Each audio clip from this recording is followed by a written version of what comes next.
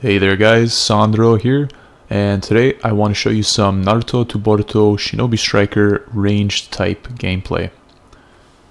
This is part 2 in my series on all the various types or classes in the game, so if you haven't already seen the first part I recommend checking it out, especially since it showcases more than just pure attack type gameplay. Anywho, just like before, I've got a brief button tutorial set up for you guys, which can be skipped of course, and then afterward we'll look at some live footage. Without further ado, let's get right into it. So, just to begin, I want to say that this class's taijutsu isn't that bad. Certainly they don't do as much damage as the attack type, but with unique launchers and combo strings, they basically are able to control space in a way that the attack type can't. Combine that with unlimited kunai, used by pressing the heavy attack button, and you've got yourself a pretty well-rounded class. The biggest setback for this class is their fragile HP combined with the second lowest movement speed in the game, only outdone by the defense type. It makes it so that players will need to focus on positioning themselves properly to get the most out of their offensive jutsu, which is by far the biggest draw to the class.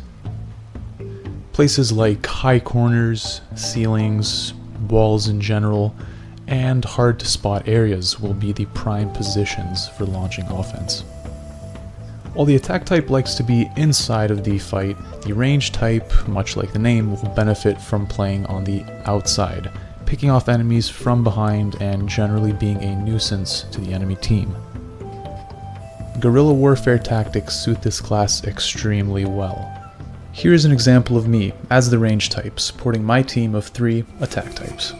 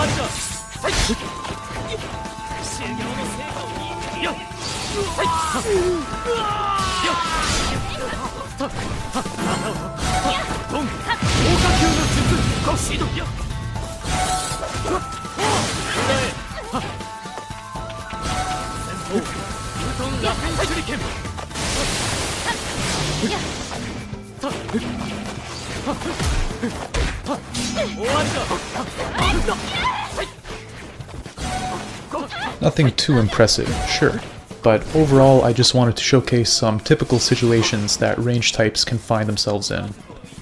So a couple of things here.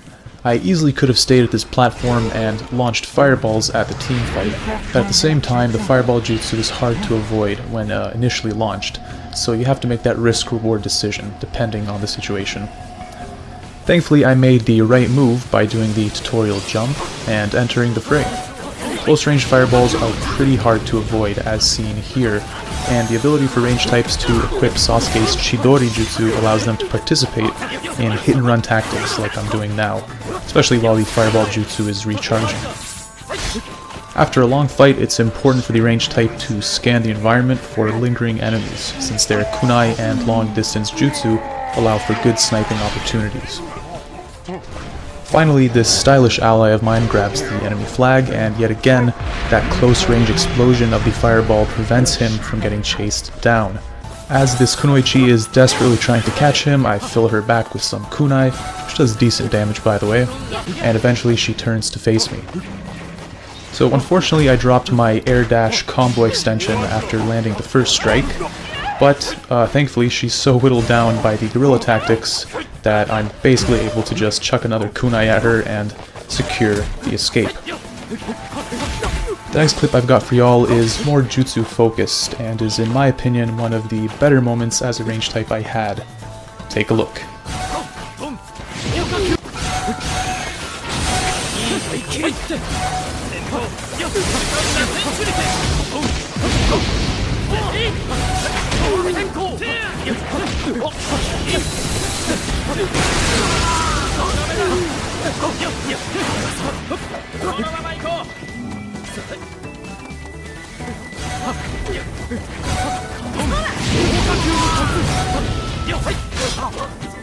Quite a lot of explosions going off in that one.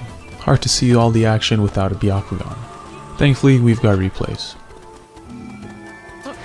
So right off the bat, I'm gonna get sliced by a well-spaced lightning blade. And for some reason, my guy didn't get stunned. Either there's a partial hitbox or I blocked it. If any of you guys have experience with this, let me know. I'm always curious about that stuff.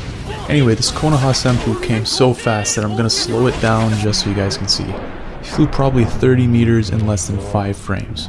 Trust me, I counted.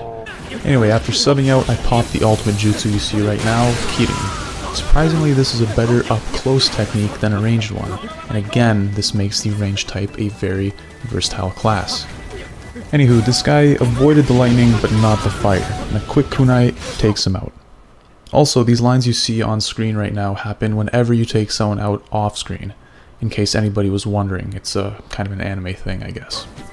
Moving on, this next clip is a personal favorite of mine. It definitely solidified how Naruto this game was gonna be, at least for me. Don't blink, or you might miss it.